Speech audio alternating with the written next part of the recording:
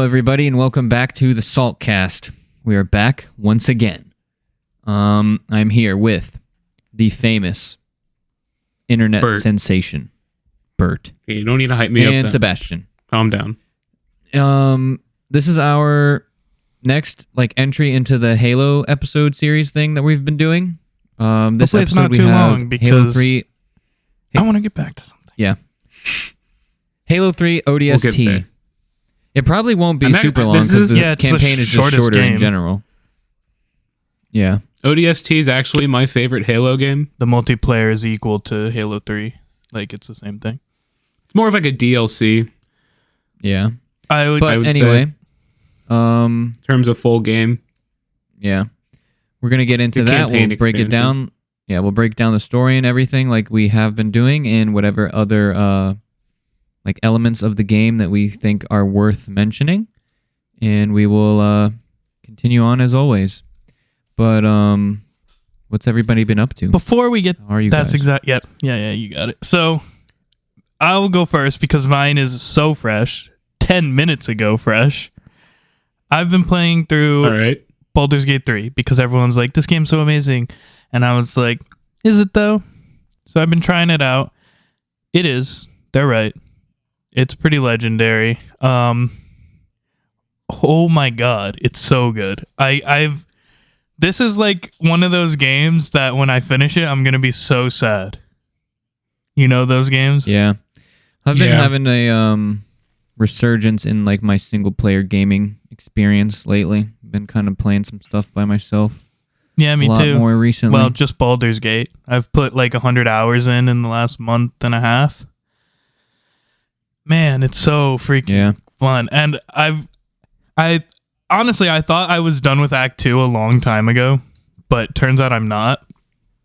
And I got to this point where like, this is clearly the climax. There's a massive war going on. And I was like, holy shit, this is the climax. The next hour is about to be hype. So I was playing through that hour, and then it became 2 hours, and then it became 3 hours, and it was still climaxing. I was like, "What the hell? This is like like endless hype of legendariness." And then I freaking get to the end of I think it's the end. I don't know. I get to what I'm assuming is the final part of Act 2, and then we come up on the time that we have to record the pod, and I couldn't finish it, so I really want to go back and see what happens. But something that I did not know, this is going to be news to you guys. I can't believe I didn't hear this. Mm-hmm. This freaking, like, insane hype moment, like, character that I'm going against right now is voiced by J.K. Simmons. Oh, wow. Oh, really? Yeah. Omni-Man himself. That's actually really I did not know he was even in the game. That is cool. I freaking heard him talk. When you heard his voice, were you like, holy crap, is that him? Yeah. Well, at first I didn't. I was like, man, that sounds familiar, but that can't be him. And then, like, after he kept talking, I was like, I gotta look this up. And I was like, damn, it actually is him? No way. Oh my god, it's the guy from Fortnite. Then he kicked my ass. Unfortunate. Typical. So, Baldur's Gate 3 rocks. I've been seeing I've been seeing like so many more things ever since on our regular episode where we talked about the Helldivers 2 game. That thing has been all over my phone now, I guess because my FBI agent was listening to me. And now he knows that targeted advertising. Yeah, so I've seen so many things about it. It looks so fun. I really want us to play that. That would be super fun. Actually, it looked pretty cool. We can try it out next weekend it looks or sometime cool. during the week. Yeah, we definitely should. What else? Bert, you had a story you wanted to share. I'm actually excited for this. I've had a day. I haven't heard this one. Pretty anticlimactic. It sucks, but it's nothing like insane. No, it's like a brutal day. Nothing like just one of those everything goes wrong. I feel. Man, that reminds me of one of my homies. Guys, the worst luck. Anyways, go. I wake up, and I'm just doing my Calc 2 homework. Waking up is the first tragedy. That shit takes a long time. Calc 2, that's another tragedy. I was spending like an hour and a half on a problem, and I'm like, I need a break. I mean, that's the standard problem. So actually, it's a little bit. So I'm like, I need to go to the gym. So I go to the gym, and I get in my car, and I turn it on, and the tire pressure gauge is on, and I'm like, great. So I decided I'm gonna go to Wawa to get gas and fill up my tires and check and see what's wrong. So after the gym, I drive there. I fill up my tires, and as I'm filling up my tires, I see a screw in the back tire. So I'm like, damn. Oh, no. Go inside. They don't have any tire repair kit. So then I have to go to AutoZone. Go to AutoZone, get the repair kit. I asked there if they have a way for me to fill up my tire so I could just do it in their parking lot. They said no. Yeah, so then I drove back to Wawa.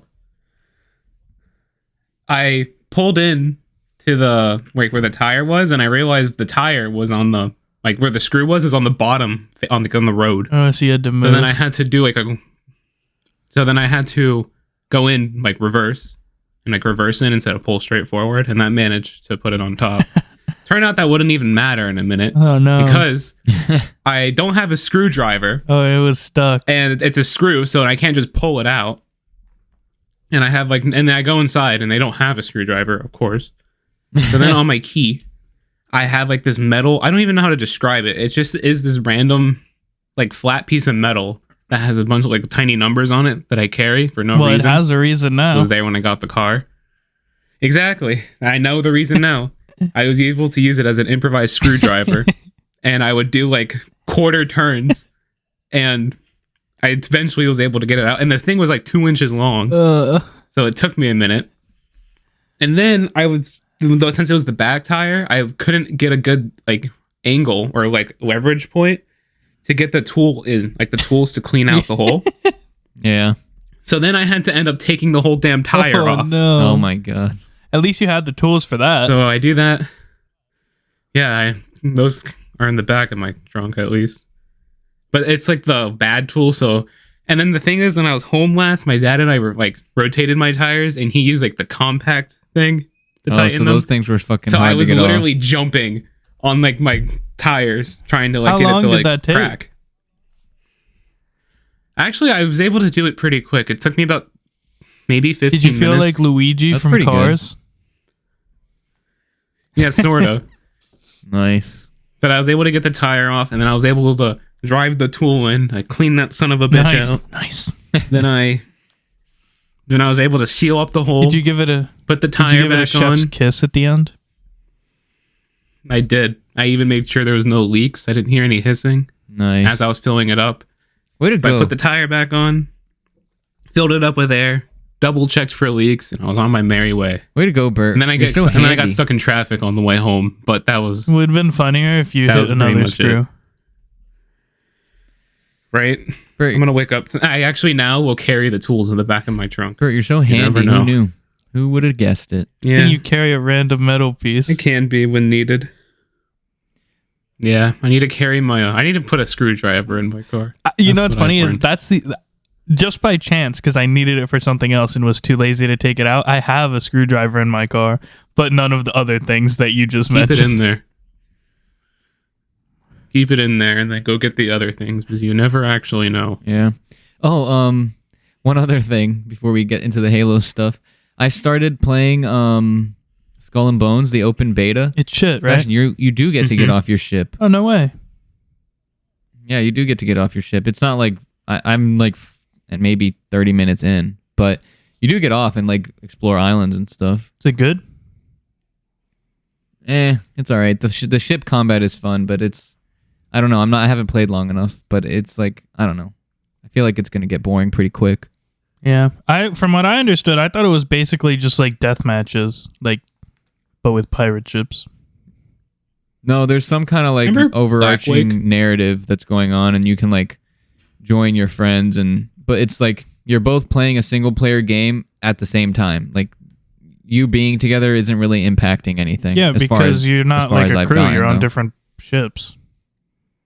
Yeah, you're on different ships, so which is lame. It's weird. Yeah, that doesn't sound very good. I do remember, but I could see it being fun if you had a group of people with their ships, and then you just go around killing everyone. That would be kind of fun. Bullying is fun. But anyway, I guess you could have bigger naval battles. Yeah, well, that definitely is possible in that. Cool. Probably won't play it, but all right. Yeah. Anyways. Okay. I think we can get into the Halo 3 ODST. We'll go through the campaign and everything. There's nothing really. This is Halo's, I guess, their second kind of like spin-off game, because Halo Wars came out before ODST. Yeah, but like same year, they were months apart. Yeah, so 2 spin-offs back to back. This one is not any similar to Halo Wars at all. It is like the general, or the normal Halo experience, first-person shooter with like a narrative story and all that stuff. Well, it takes place. You go. What? It takes place like right before and slightly after Halo 2's mission, where Master Chief and the I forget the name of the ship. Enamber-clad. What is it? The Enamber-clad follow the Covenant to the new Halo ring, and it's like the basic concept is you're a part of a squad of ODSTs that were dropped into the city for some mission that we'll get into, and then basically that ship leaves and the mission becomes hectic and crazy. And it's just like survive. Yeah, pretty much. So that's like the premise. The funny thing about ODST though, right?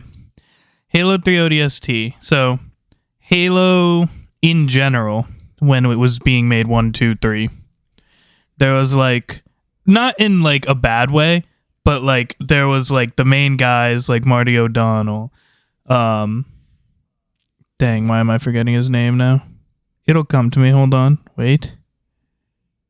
Crap. I had it until 1 second ago. Whatever. I'll remember.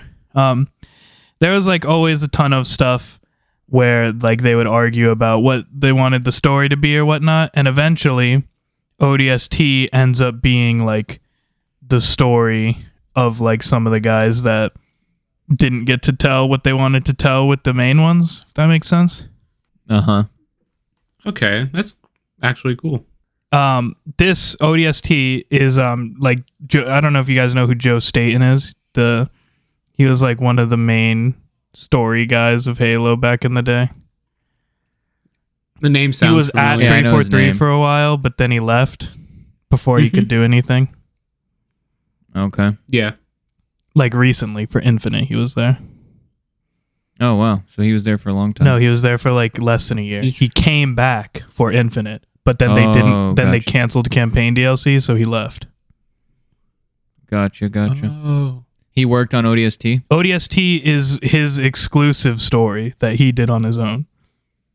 Oh, okay. So he didn't get to say that, and he didn't get okay, I get it. Yeah. Sorry, But yeah, ODST is it's pretty cool. It's a different story. You're an ODST, so you're not a Spartan.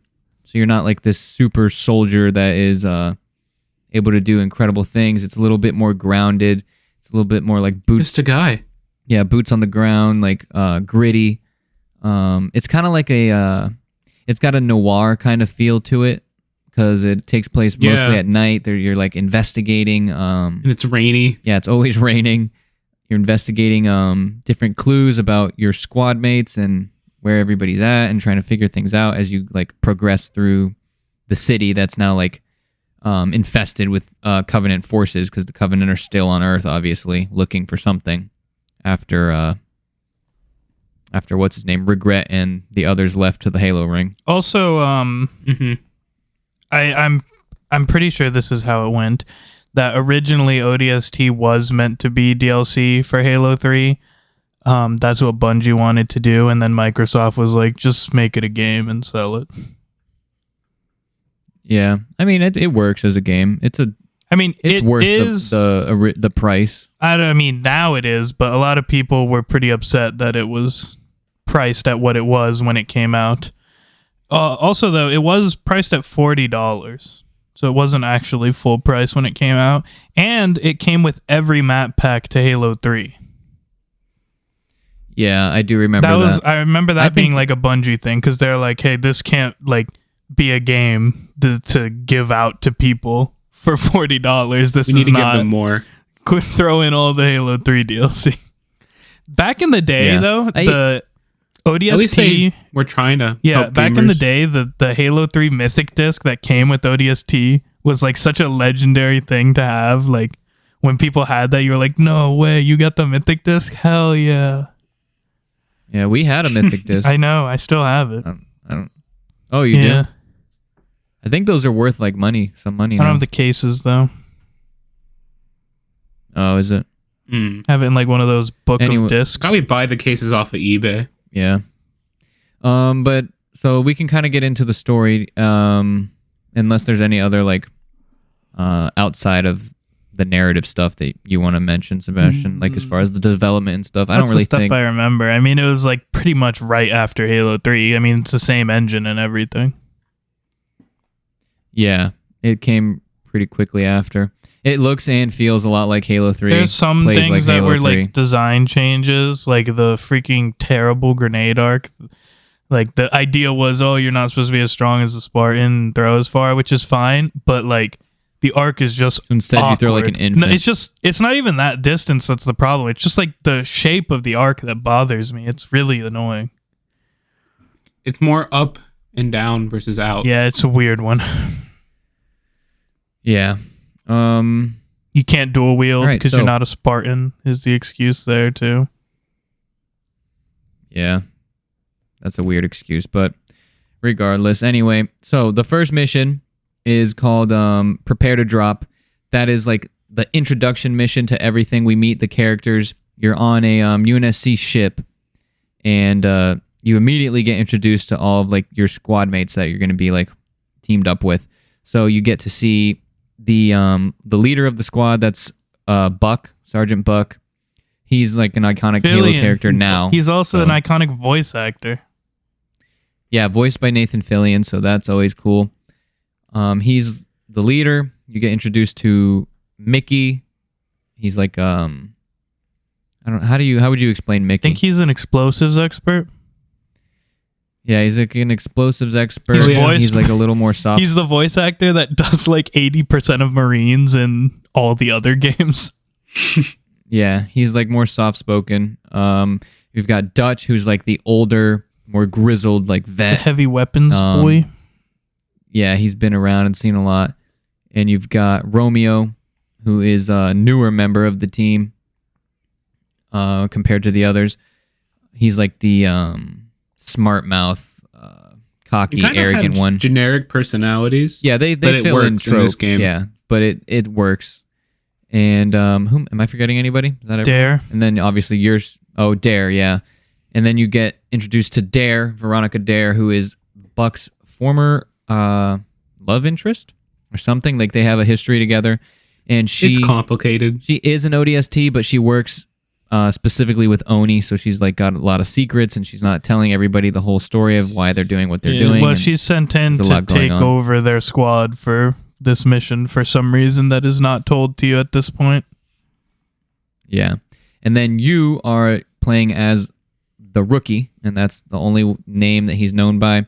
He's a silent protagonist, a lot like Chief, doesn't say anything. And clearly everyone hates him because he can't show emotion because he never takes his helmet off, right? Yeah, I guess.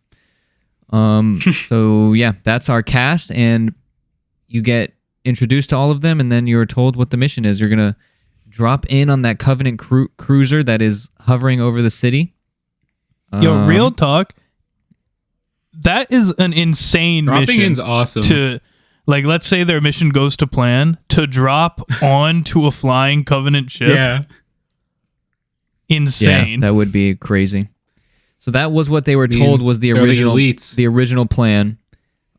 So you get this awesome epic scene where you're in an ODST drop pod. This has got to be a top head around, look around. It's so good. Yeah.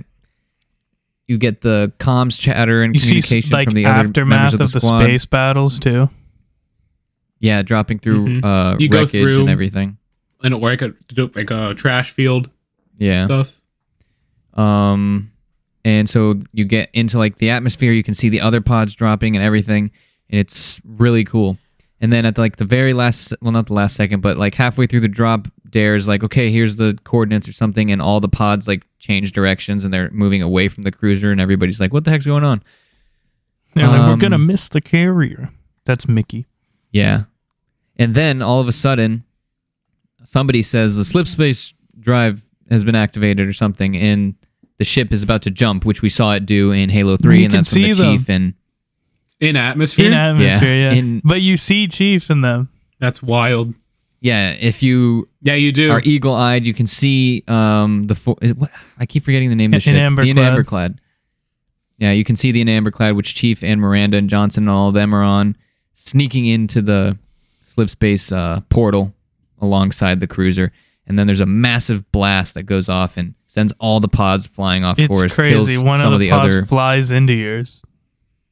Yeah, damages your pod and you crash land in the streets. So now you're in this destroyed city. And you get knocked out. Yo, you know what's crazy? At night. When MCC came to PC, I had some friends who had not played specifically ODST. Like they had played the trilogy, but not ODST. And when they were coming out, they came out Reach 1, 2, 3, then ODST. That's like the way they came out. And I remember when we were playing through Halo 2 and that cutscene happens, both of my friends that had not played ODST, they're like, man, imagine if you were like stuck here after that. That's so wow, that's ironic. That's yeah, and I was like, that's crazy. That will happen later. Yeah. So yeah, then that mission ends and you move on to the next. You don't really do anything. It's all narrative and like stuff, storytelling stuff. But you get to the next mission. It's Mombasa streets. It's back to back, pretty much. Yeah, it transitions right to that. Every Halo has the first level that's a cutscene. Yeah, you get the timestamp of like 6 hours or something after the drop, or I forget what it is. It's like but it's nighttime now. Way it's after. been indicating that you got knocked out. Yeah, and stuff has happened. So you wake up in your pod hours later, and got to force your way out of it, and you drop down onto the streets of New Mombasa. Everything's destroyed. Taking damage. Yeah, there's Covenant everywhere. You don't and have if you're playing co-op, you're also separated from your co-op partners. Yeah, which is a cool touch, which is fun. So then it's basically like an open world kind of like mission / area where you have to travel through the streets. There's like different Covenant like camps set up and roadblocks and all kinds of stuff. And you're basically looking for clues. The map kind of pushes you. Yeah, the map pushes you and directs you in like the certain ways that you're supposed to go. There's a bunch of Easter eggs all over the place, and it's dark and raining. And we didn't do it that much, but you can also explore it's for stressful. Like weapons cache and vehicle caches throughout the city to help you out. Yeah. We did that when we played. Yeah, me and you. That was years ago, though. The campaign.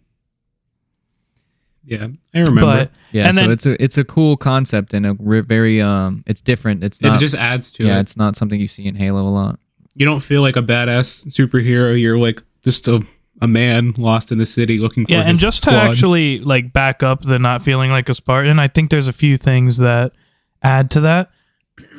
So like, for example, we mentioned the grenade thing, the no shields thing I think you mentioned. I think that is one of the big ones. Mm-hmm. Not having shields makes you play the game differently. Like you're actually looking for health kits way more often.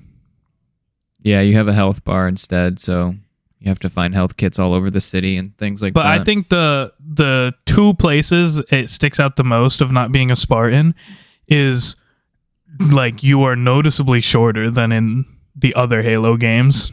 Yeah.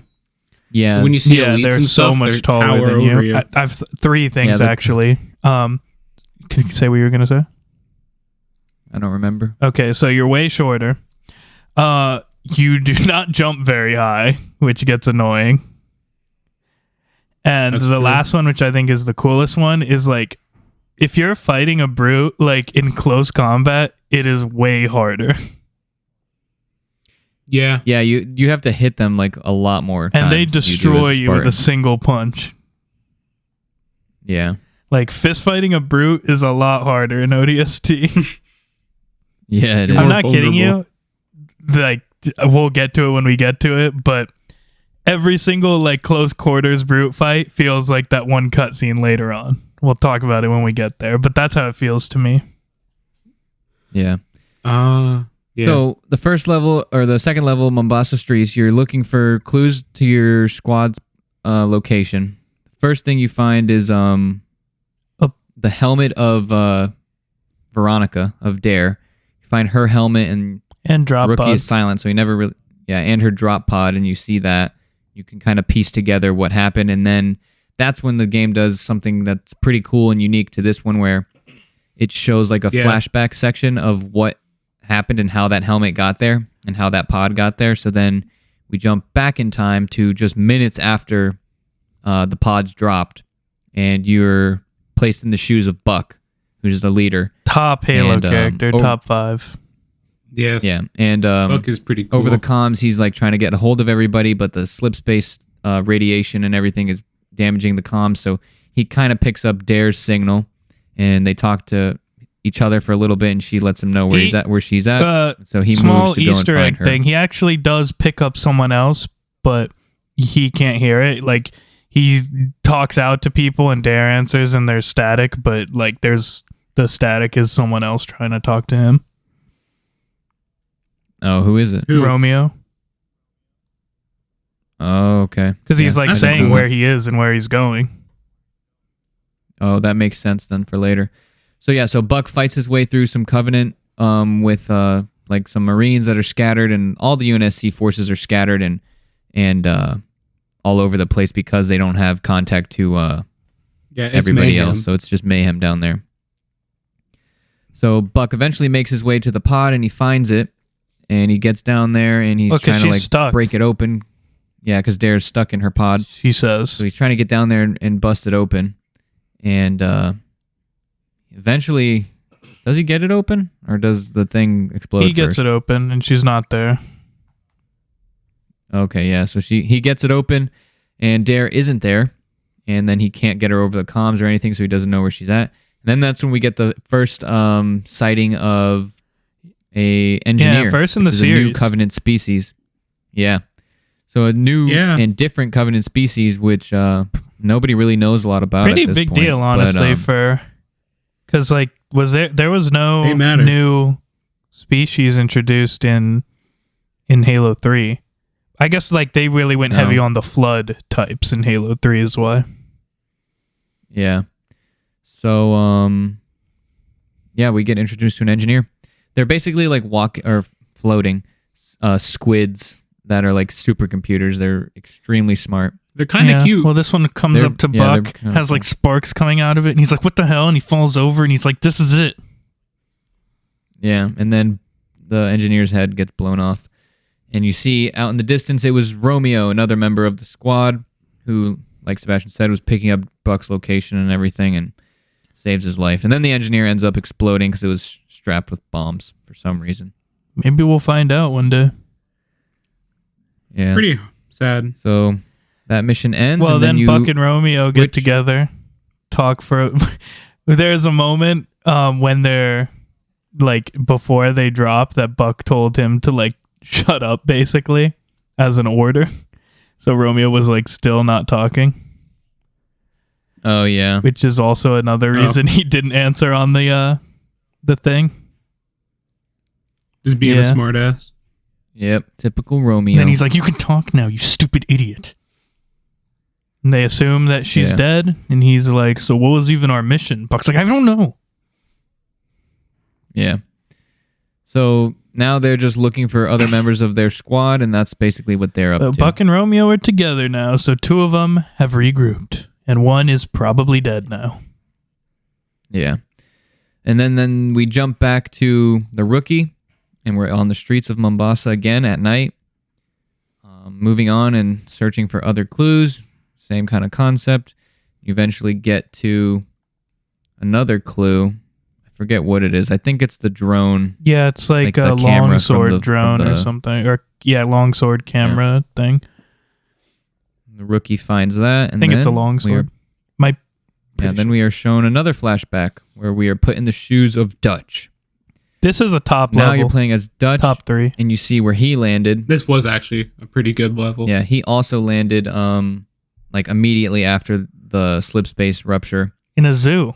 And is, in a zoo near New Mombasa. And he links up with a bunch of Marines and other UNSC forces. Who are doing some kind of mission. They're trying to punch their way back into the city. Also, iconic line that he has in this level. I think it was in the trailers, and it's like the line from this game where they're like, "Where's your crew? He's scattered, dead." I don't know. That's like the iconic line from this game. That is, I'm pretty sure it's in all the trailers, but I can't remember. It's been a while. Yeah, I don't remember. It's in a lot of flashbacks. Yeah. It is a flashback.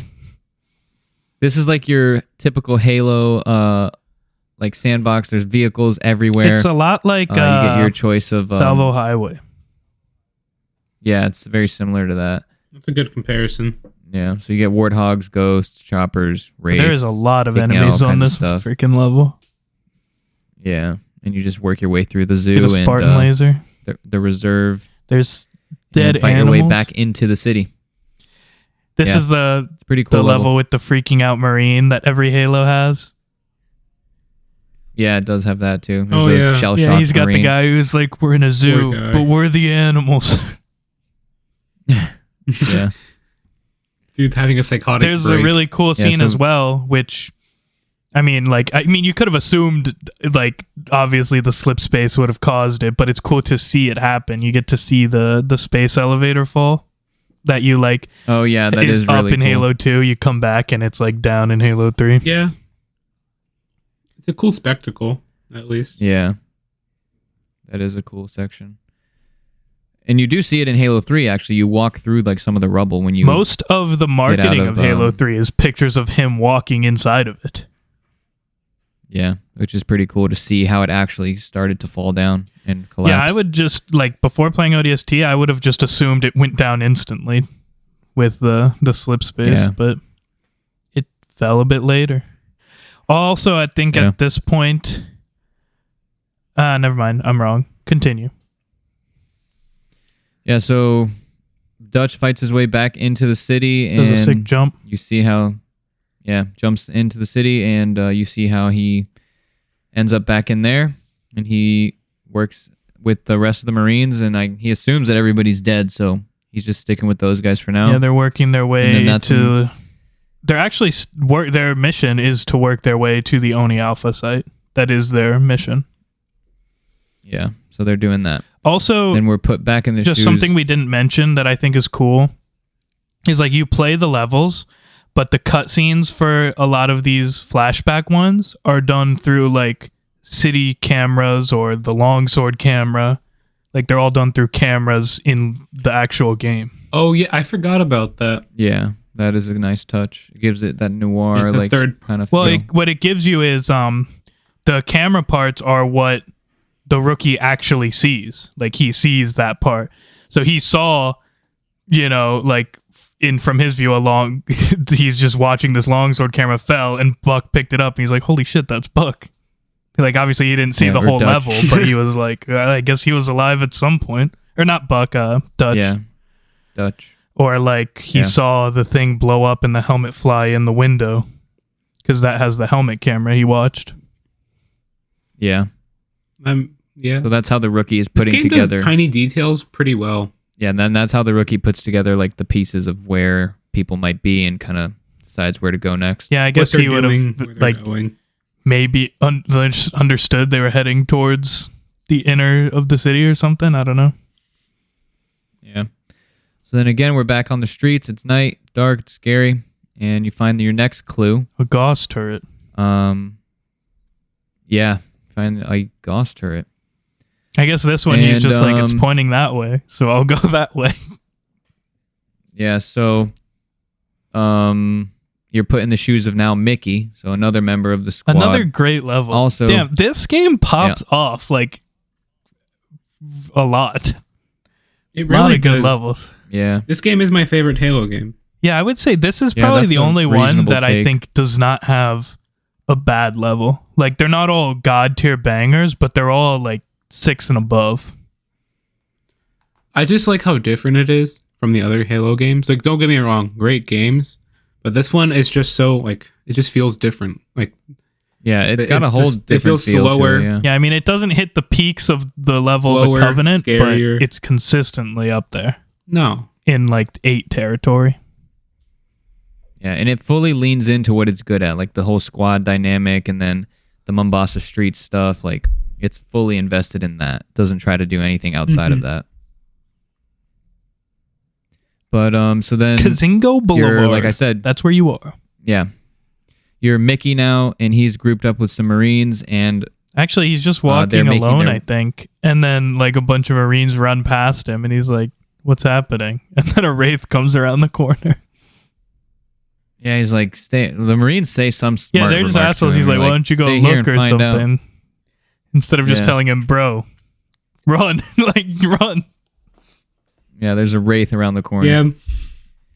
So he groups up with them, and then eventually they get to some Scorpion tanks, and Mickey helps them fight their way back through the city. Very fun. Yeah, fun level with the tank. I think that this is just an assumption, but I think that ODST, Halo 3 ODST, is a response to Halo 2 and Halo 3 complaints of people being like, we really want a Halo game that takes place on Earth, because that was like the marketing of Halo 2, and then it's barely on Earth, and people were like, damn, we got like 1-2 Earth levels. Yeah. And this is just like full city stuff, you know? Mm-hmm. Yeah, I agree, definitely. And like towards the end of this level, Mickey actually meets up with Dutch. So they end up crossing paths and regrouping together, and now they're traveling together both towards the Oni Alpha site. Yeah. So now that's the new objective for them. Mickey doesn't want to go, and they're like, we need an explosives expert. And he's like, damn. Yeah, so now he has to go. So they make their way that way, and then we are put back into the shoes of the rookie, again on the streets. Yes, he just follows Kazingo Boulevard. Finds his next clue, which is like the arming plate of a explosive device or something like that. And then he looks across the destroyed bridge to a like massive Oni building on fire. Yeah, on fire and destroyed and everything. He's like, that's gotta be them. So, yeah. And so then we are put back into the shoes of, I think, Mickey, right? Yeah. Yeah, so you're Mickey once again, or Dutch, one of the two. Could be wrong. I think it's Mickey, but I don't know. Yeah. And this level's Oni Alpha base, so Mickey and Dutch have made it to the base. I just checked. Yeah. And so they make it to the base or site or whatever. Well, there's this cool section at the beginning where you have to arm the explosives. Yeah, so there's this massive bridge that leads across like this river towards the site. This was a pretty cool cutscene. And you're being chased by the Covenant. It's not a cutscene. Tanks and wraiths and everything. What am I thinking? And so you have to like actually physically move the character across the bridge and arm the charges. And then you get to blow them up and just watch it happen in actual gameplay. Yeah. Oh, I was misthinking. But yes, this was also... So they blow the bridge, but then the Covenant send phantoms, and you kind of got to do like a wave defense kind of type of thing. This was hard. Do you remember? Yes. Yeah, I do. We died a couple times. You hold out outside the base, and actually... we started like holding them out at the bottom. They literally pushed us back to the like very back. We were fighting with our backs against the wall. It was kind of. They would just keep dropping more raids and chieftains and stuff, and it's like, oh my god, this is tough, but like fun tough. This was probably one of the top moments for me when we were playing through it. This was a good part. The outside section of Alpha Site. Might be. Yeah, this one might be my favorite level. It was. But yeah, so they are able to... eventually they hold out and they make it inside of the site. And they're told, pushed we're gonna... to the site. They don't like clear everything. Yeah, they retreat back into there as the Covenant are continuing to like force them out. Then they barricade all the doors, but then they start freaking like sawing the doors down.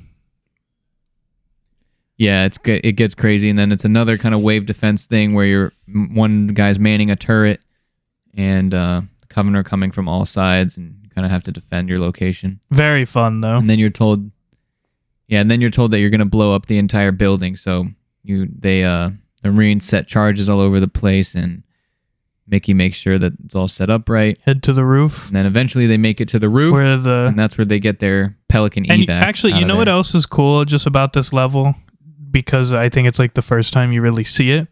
You can see like just the out of nowhere this Covenant attack was. Like you just have like random police officers helping you.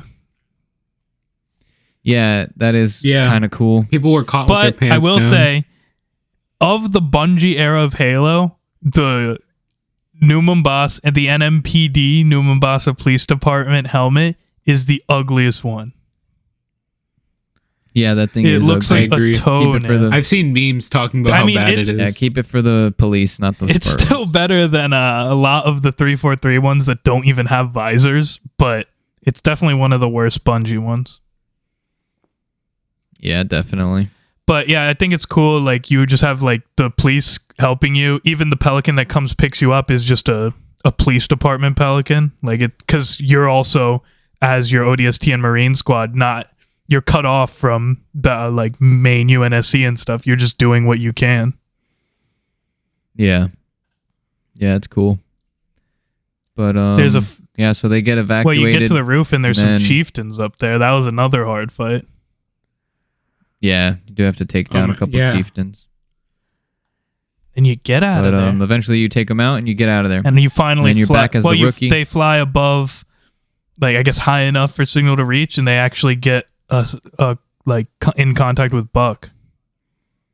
Oh yeah, that's right. They do get contact with Buck, and Buck lets them know where they're at. We're at the police department headquarters.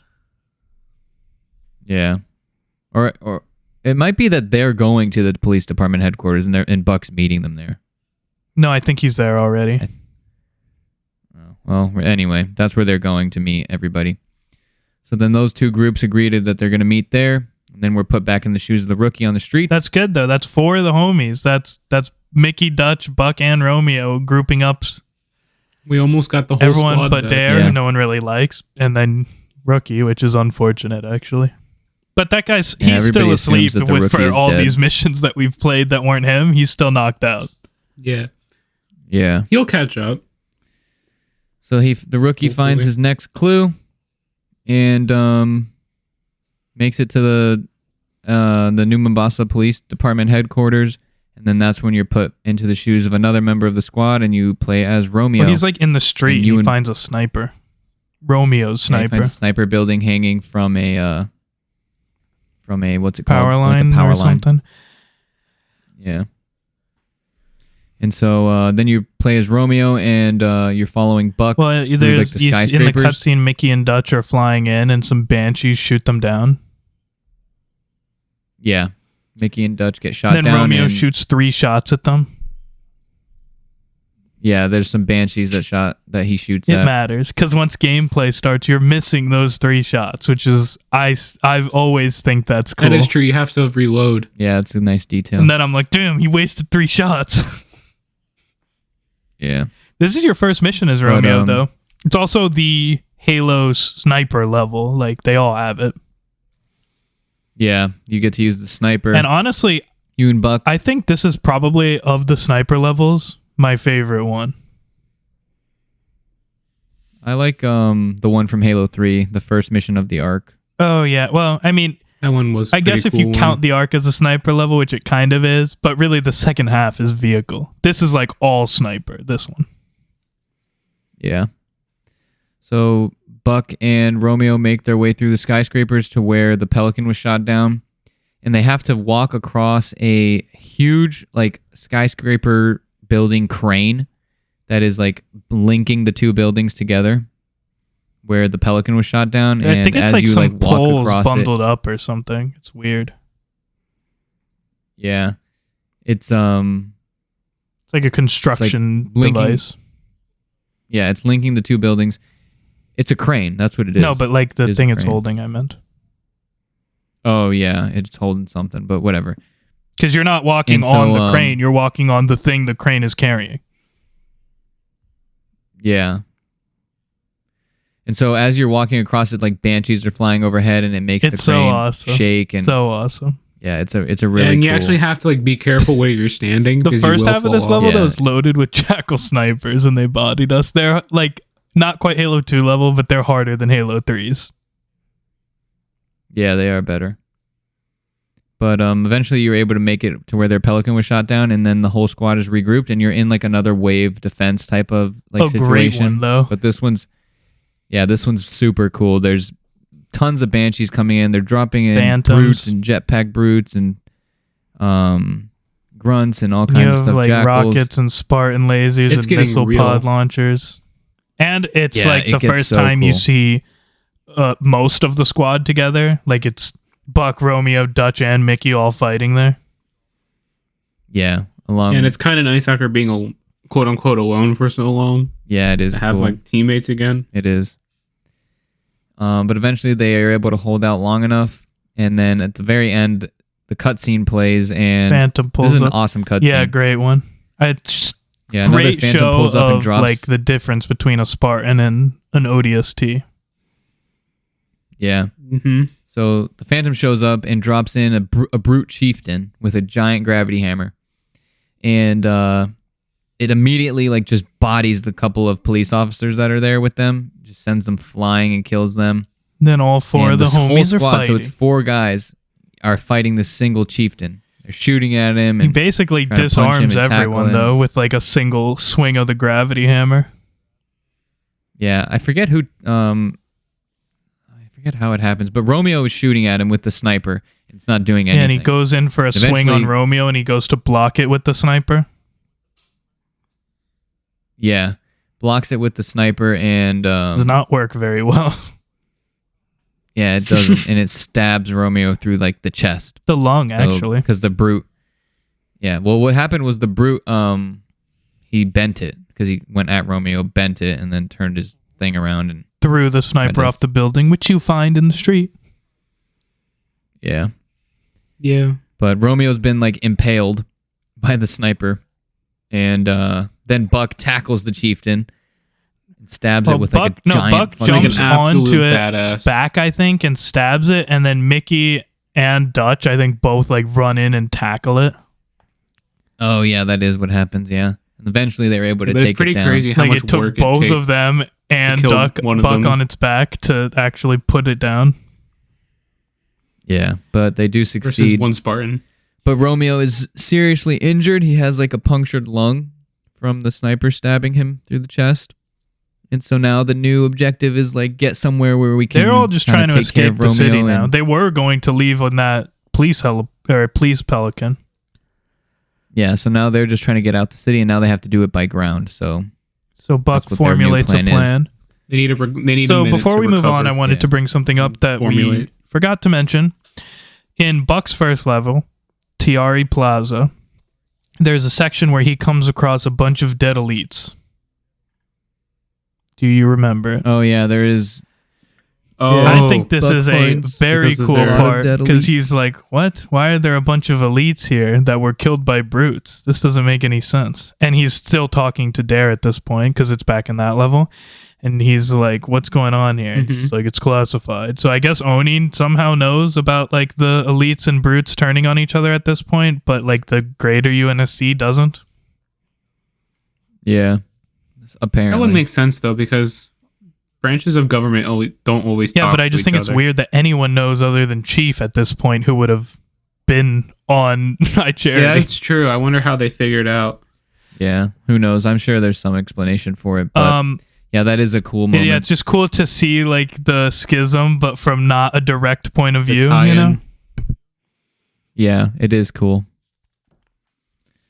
So yeah, back to the regular story. You're back on the street as the rookie. You find like, I think this might be like the final clue that you find. Yes, it's the like gel fill stuff, medical gel thing. Oh yeah, the medical gel. The first aid. Yeah. So the rookie finds that, and then you are put back in the shoes. I think, are you Buck again? Yeah, I know this isn't what actually happens. What actually happens is he finds it, and he's like, I guess they went this way.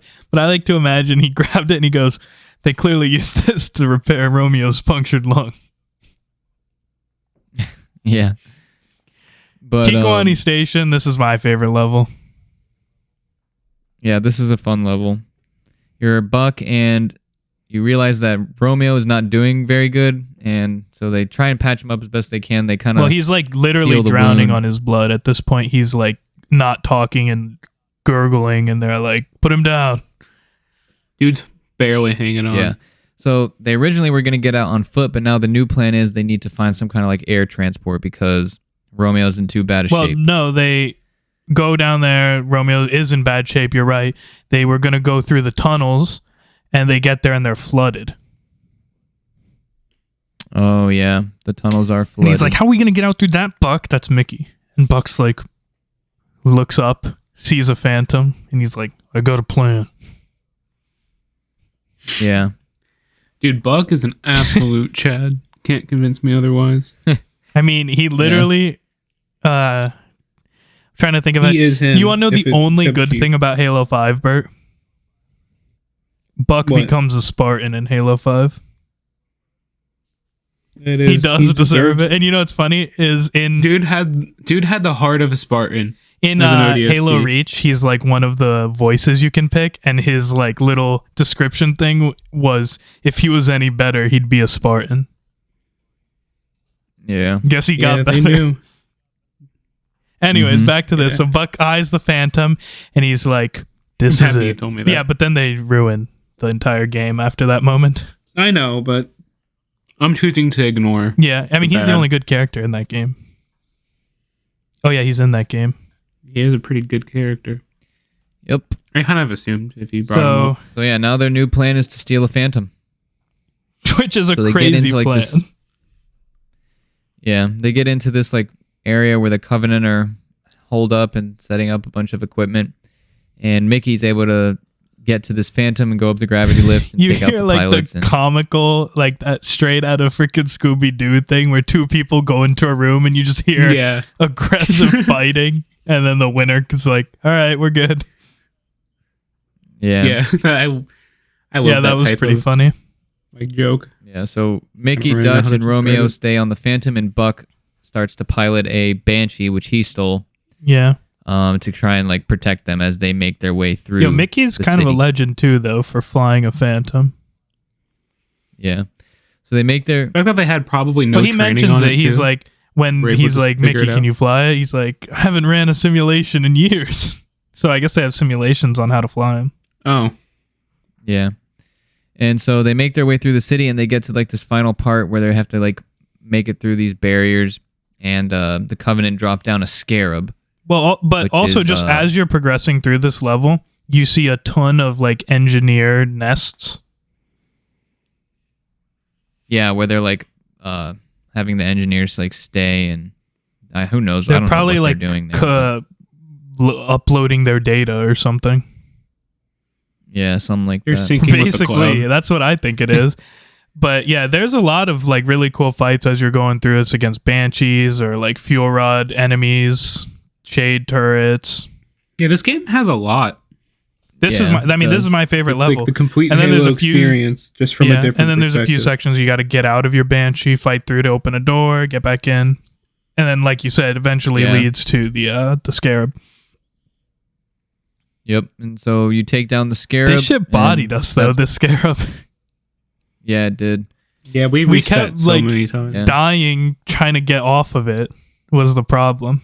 And the respawns are terrible on this level, though. Yeah, they are. Didn't we get flung? Probably. At some point. Yeah. We like landed in the knee. Yeah.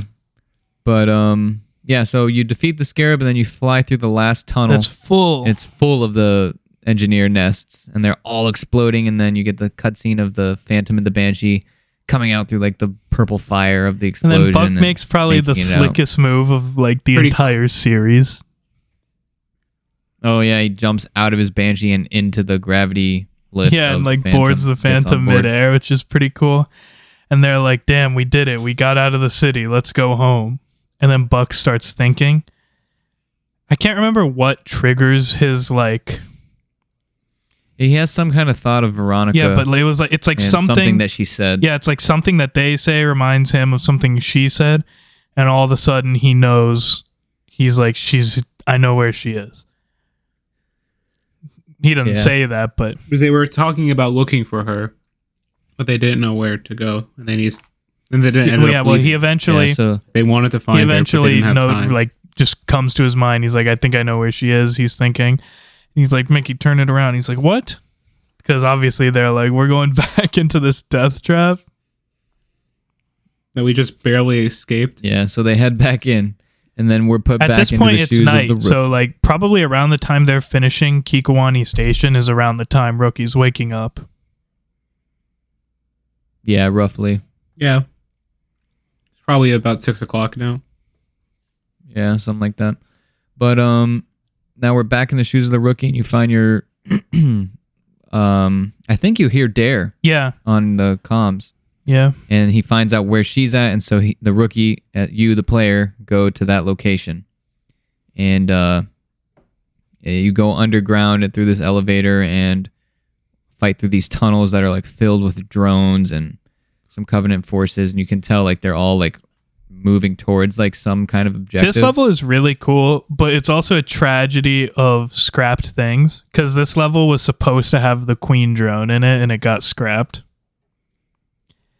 Oh, but yeah. you like it is still cool that you work your way through a drone hive. So that's pretty cool.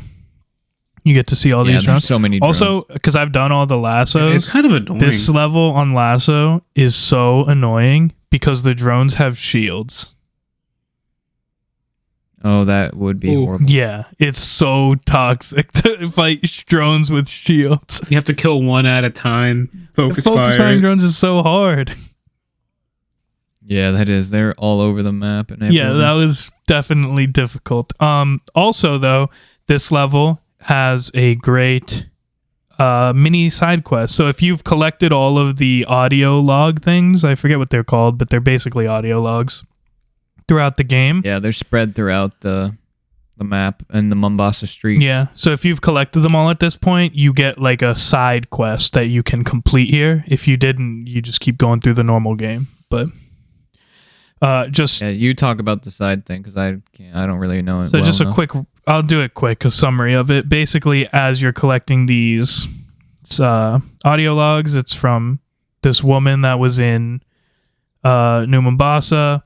And there was like, it's been a long time since I've done it, so I don't remember exactly. But basically, she was having trouble with like corrupt police not telling them about different Covenant things that were going on and Oni and stuff like that.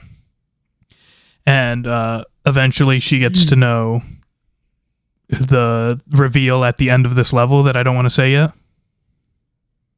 You know that? Yep. And Oni wants her to die because of that. So police are trying to kill her or whatever, and at the end, and then she ends up like storing some data somewhere or something. And basically what it comes down to is during this level you come into a police officer who's trying to get his hands on that stuff, and you like get to go off into this side room where something's frozen or something. I can't remember exactly, but you fight him, the quest completes.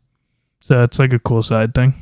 It's the only time it is the only human. Well, you mean you could kill Marines whenever you want, but it's the only time they like tell you to. Yeah. Mm-hmm. Yep.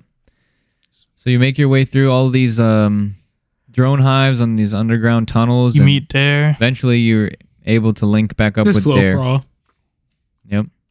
And then the mission continues, and you and Dare team up, and she tells you like, "Okay, I have my mission. Our mission is here, and we need to go get it." But still doesn't tell him exactly what it is, like an asshole. She just goes, so you we're fight going your here. way through. Even though he's about to see it. Yeah, you fight your way through to like this mainframe like hub of the city where the city's AI is. It has like all this information apparently. There's an AI it's the superintendent of the city that controls, anything electronic in the city, lights and like cameras and everything. Roadblocks. Billboards. So you make your way into like the mainframe area, and then that's when you're revealed with what the real mission was. An engineer appears, and it like comes up on you guys, and you have like your guns drawn. And Dare's like, "Wait, don't shoot it." And actually, if you go through the entire campaign without shooting an engineer, the rookie will actually have his gun not drawn and put his hand on Dare's gun. Yeah. And make her not shoot. Because he would have realized. That's the canon, actually. Oh, is it? Yeah. That's a cool detail. Also, another thing, now that we're here. So she tells the rookie, this engineer has assumedly downloaded the superintendent's data, and all of that stuff is done like with the girl from the audio logs, so that she like helps him get all that information. I think I did know that. She helps get him plugged basically in, so to speak. Okay. Yeah, so they're like, he has a lot of info about the city and whatever the Covenant want here. Let's get out of here. Yeah, and then right as that's happening, you see you hear Buck on the comms. And then Dare and Buck start talking, and they're both like, "Why are you doing here? What are you doing here?" And like, "Okay, well, let's meet up." And so the Rookie and Dare fight their way towards Buck as Buck fights his way towards them. And cool thing, the engineer gives you overshields. Oh yeah, that is cool. So it's like really, he makes you so overpowered. It's worth keeping around. Yeah. So you, along with the engineer, Dare and Buck, work your way through the tunnels and everything, and you get out of there. And then there's this funny scene that might not be the right order. What do you mean? You like work your way back up. You get to like pretty much the top, to like this elevator thing. Oh yeah. And then like you're waiting for the engineer to open the door, and Buck and Dare are talking to each other, and he's like, "What do you want with that thing? I've seen a million of those all night." And she goes, "You haven't killed any, have you?" And he goes, "What? No. I mean, maybe one or two." And then you're just like in your mind flashing back to the millions you killed on Kikuani Station. Yeah, there's so many. Poor guys. They don't deserve it. Yeah, they really don't. Crazy. And then since we've now said the reveal, I want to do just some mentions. So earlier in the game, there are times that you can see brutes like holding down engineers and strapping bombs to them. Also, throughout the game, engineers will never like be hostile towards you. Yeah, they're never hostile until they get killed. Then their bombs go off. Yeah, so you find out they do give shields. Not even their fault. They do give shields though to Covenant troops. Yeah, you find out that they're literally just slaves with bombs attached to them, forced to help.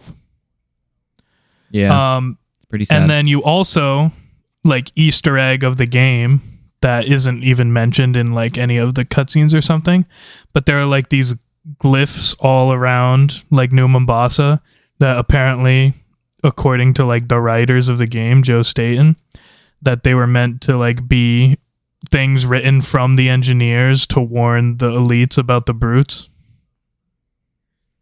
Oh wow. Oh, pretty nice guys. That's cool that they would side with the elites.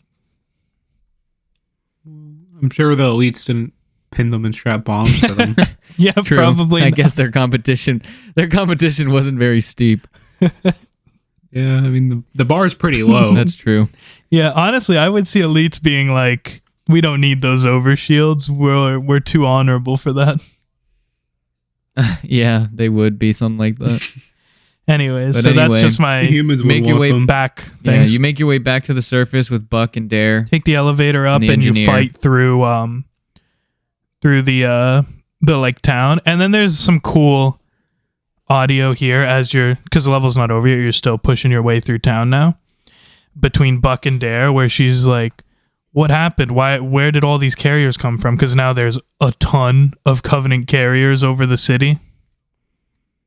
Yeah. And he's like, they started showing up just when I went under. They're actually not digging yet. So yeah, then you fight your way through the city. Eventually you get to Buck's Warthog, and he's like, "We're not all gonna fit in my Warthog." Yeah. And he tells Veronica that he has a Phantom parked somewhere else. And that we'll just go to that. Yeah, she's like, so then but you gotta get across the city on the highway. Yeah.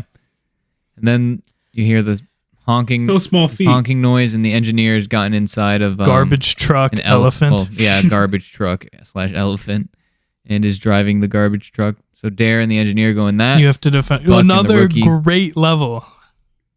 Yeah, Buck and the Rookie We've use now the Warthog. switched from Data Hive to Coastal Highway. It's called. This is the switch point of levels. Yeah. So you fight your way across the highway with a Warthog and protecting a garbage Covenant truck. Yeah, and you actually get different. Like you start with a normal Warthog, I think you eventually get a Gauss Hog, then a tank. Like, it's a very long and fun level. I like it a lot. Yeah, it is cool. You get to use a lot of vehicles. And then as you're progressing, like, I think it's like halfway through or something, that's when they start digging and like glassing the planet and stuff. And then Bucks. Yeah, this is what I like about the Halo games is like any game that does it really is like the environmental storytelling as you progress through levels, like things that are happening not specifically to you but around you. We bring it up every game, but the freaking skybox on this level, like just looking off to the side and seeing the Covenant destroying everything, and they've started doing their digging that they did in Halo 3. Yeah. Which we haven't gotten to yet, actually. On Wallpaper Engine. Yep. So, you make your way through the highway. Just quick reference here again. And then Buck's like pissed that they're glassing, obviously, and he says it's like Reach all over again. Buck was on Reach. Implying that he was on Reach, yeah. Buck's he really has. Man. Yep. Yeah, so you fight your way through the highway and you make it to back to the zoo, actually. You're at like the entrance center of the zoo.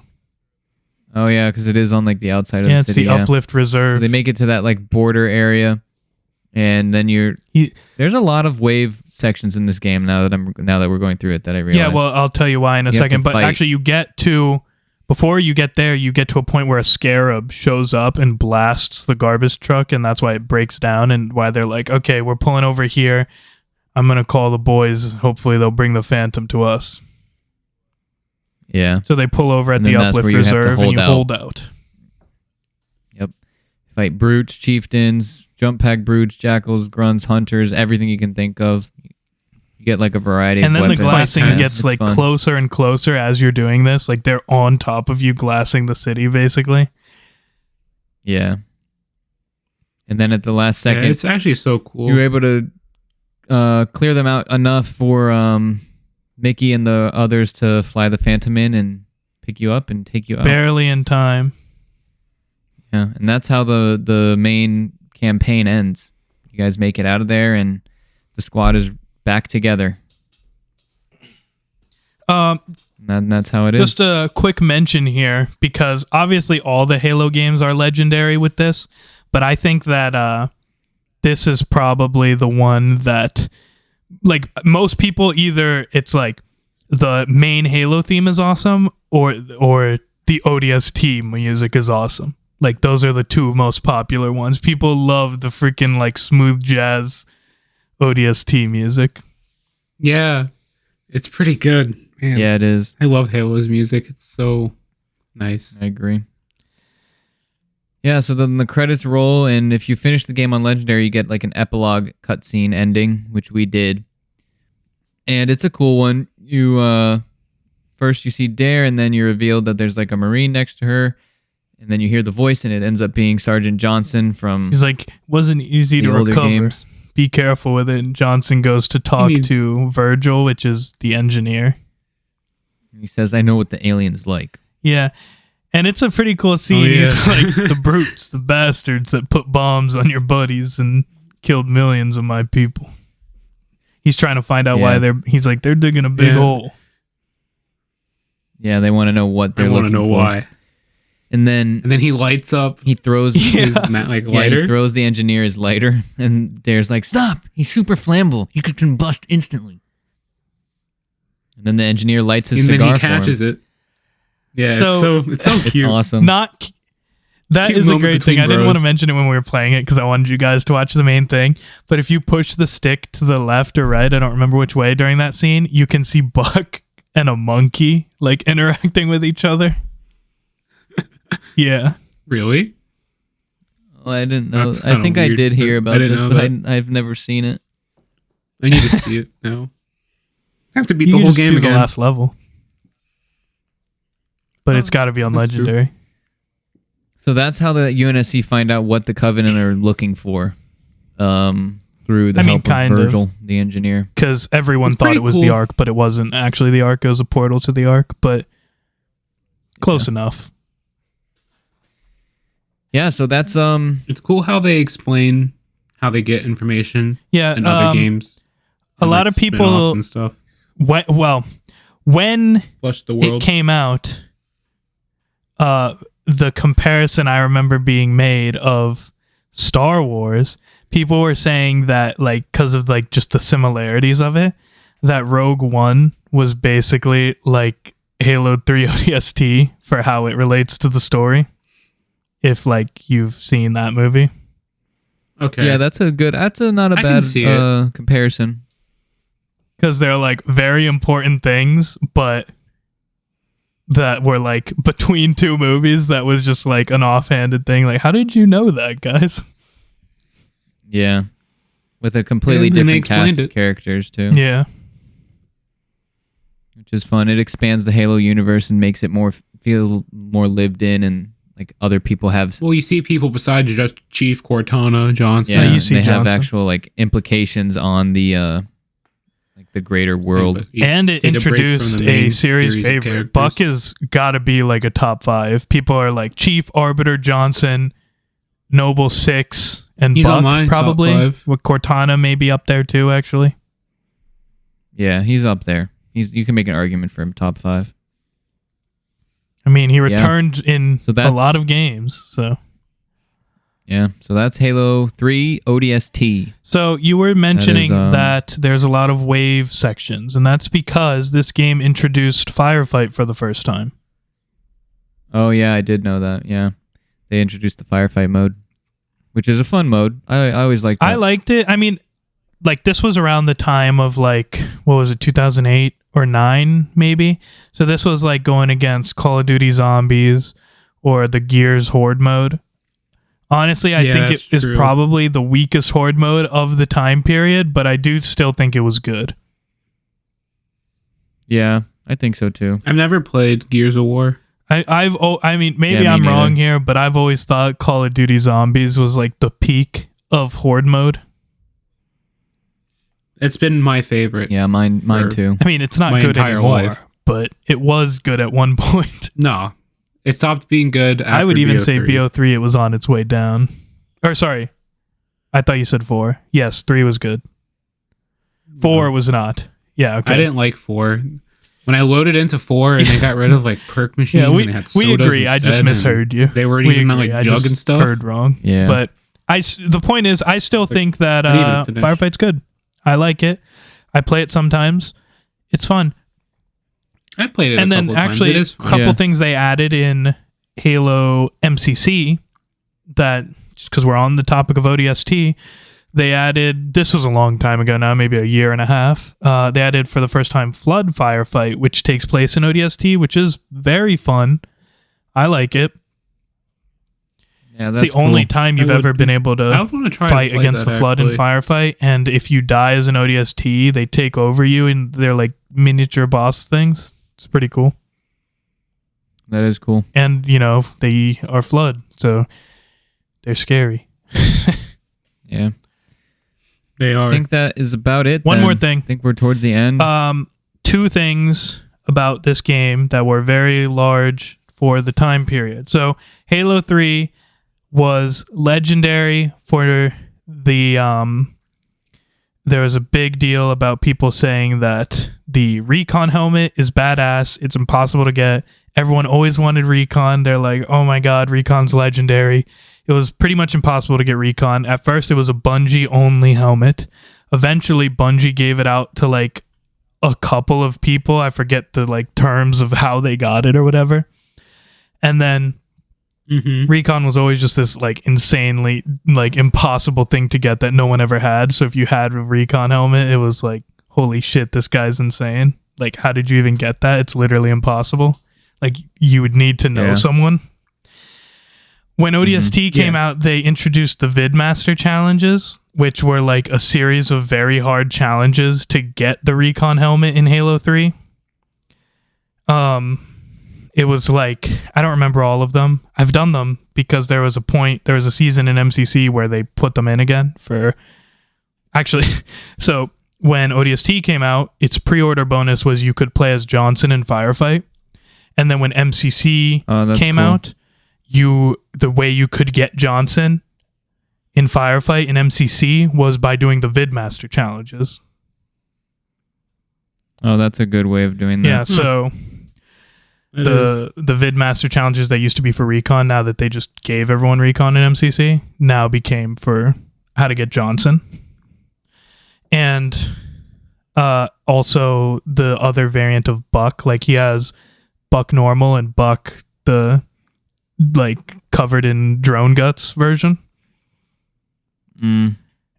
Yeah, so point is, I don't remember all the VidMaster challenges, but I remember a few. One of them was to complete the last level of Halo 3 Halo in a Ghost with 4 people, which was really hard on Legendary. Another one was to do... Without losing it either. I think it was 3 or 4 sets of Legendary Firefight, which was very hard.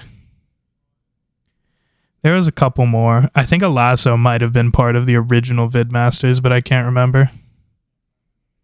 That's cool.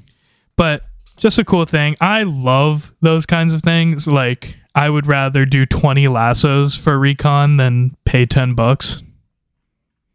Yeah, I hate paying for things like that. Because then it's like, oh shit, that guy has the thing that you do the hard thing for. No way. Yeah, it makes it much more like earned. Yeah, and I feel like Halo used to be so popular for that. I'm going to save it for Halo 3, but dang, Halo 3, man, every single piece of armor in that game had a challenge tied to it. We'll talk about it more when we get there, but... Halo 3, we already did Halo 3. Oh, yeah. Well, I probably mentioned it then. Yeah. All right, but that's Halo 3 ODST. So the next one on the list, I believe, is Halo Reach. So that'll be the next one that we play through and talk about on this section of the pod. The last good one. We'll be back. Well, besides Halo, we'll be back next week. We'll be back next week with the regular news and updates episode, and I'll update you on my Baldur's Gate adventure. Yep. And so there's going to be a Percy Jackson episode. Oh yeah, that'll be next week, isn't it? Yeah. Yeah, I gotta watch that. Damn, good reminder, Bert. Right. I gotta finish. I gotta start the show. I gotta finish the book and take notes. Yeah. All right. All right. Yeah. All right. Bert's, just for everyone to know, also an update for Bert, so he's aware. You're gonna be probably the lead of that one since you're the Percy Jackson guy. So Bert's finally gonna step up and be epic. Yeah. I'm gonna. Oh boy! Yeah. I'm gonna be probably the least here because not only do I know the least about Percy Jackson, but I probably know the least about the gods too. Yeah, well, my understanding is pretty much limited to the Percy Jackson series, and even then, I don't know how. Well, either way, I'm gonna know less than you. I mean, so when I'm talking about it, just understand I'm talking about the book in that series and not about real life. Yeah. Well.